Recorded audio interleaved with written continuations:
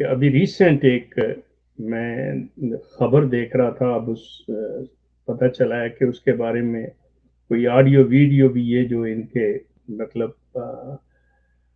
ٹھیلا فروش social media کے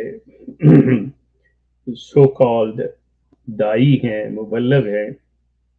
انہوں نے بھی ایک ویڈیو جاری کر دی ہے کہ جی ترکی میں 30 کروڑ ڈالر چندہ دینے والا، مدد دینے والا احمدی قادیانی.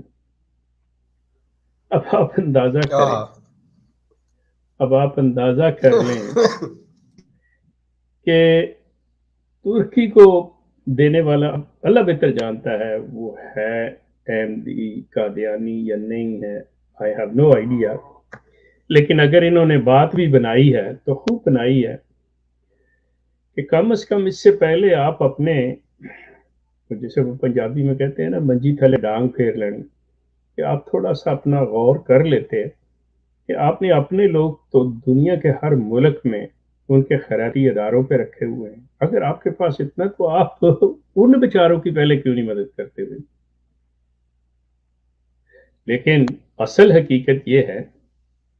کہ اسی خیرات میں سے لے کے آپ اپنا پیٹ بھرتے ہیں، تو آپ کسی کو کیا دیں گے؟